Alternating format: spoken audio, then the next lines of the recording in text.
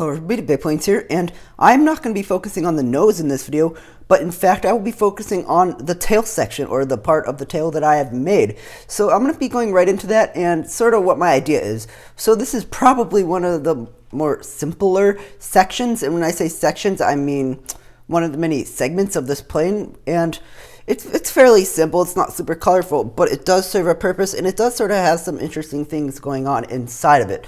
So first off, you can see that I finally have made it all around. It's a fuselage now. It's not just the base.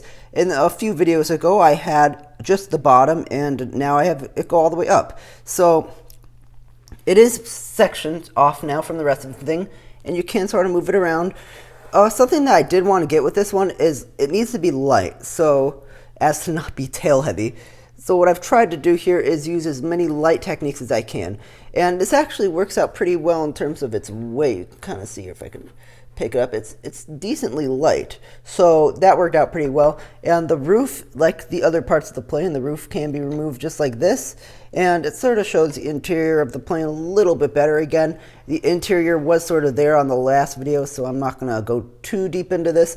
But I do think it's sort of interesting, and hopefully I can do this a little better. The bathrooms are going to be a wee bit wonky because there should be lavs right here.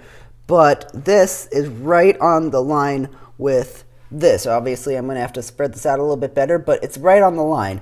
So that means that anybody that's in this lab and I split it up, yeah, they're going to be split up too with it. So obviously, I'm going to have to work that out, but it's going to be one of the many challenges, and I'm pretty sure there's also supposed to be galleys in here somewhere. I think that's actually more towards the back, which will be the final segment, but again, kind of interesting. Something else that's sort of interesting is down here. So I'm going to flip this over, try not to destroy the doors, which are on the top there, and you can kind of see what the bottom looks like, and it's very similar to what the top looks like. Sorry, a bit of a tongue twister there. But you can see right here there is sort of a cutout. So as I try to get all the way around here, this is the cargo bay cutout. And again, this has been flipped upside down. So in case you're wondering, that is what's going on there. And it uses the same exact technique, or it will use it. I have not put the door on yet because, well, I am lazy and I just didn't have time for that. But it will use the same technique that the other part did in the other cargo door in the front. And hopefully should work out pretty well. I might want to put some luggage back there, some can't think of whatever, more cargo, and that's going to be interesting. So if you have any ideas for what kind of cargo I can put back there, then please be sure to let me know, because I will try my best to incorporate that into the model. Something else that I have tried to do here is use as many curved slopes in the best ways I could possibly think of, so you can kind of see how I try to integrate them in there a little bit better. I mean, yeah, it's not perfect, but I think it looks very smooth. I might be adding more details down here like lights and stuff. It's actually very durable. You can kind of see you can sort of knock it. It's not going to collapse in. It's pretty good. And I'm working on a technique for how to connect this to the other sections. Again, this is going to be sections, so I'm going to talk about that in a minute. But I'm working on a technique to connect this to the other sections. It'll be sturdy. Now, when it comes to sectioning, this is one of the larger sections. There will be another section, obviously the tail part that comes out here. That will be another section. This, the massive wing assembly right here, from this all the way to this line right here, that's a section.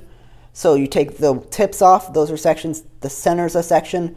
As we all know, the nose is a section right here, and then that's another section, and the roof comes off of each.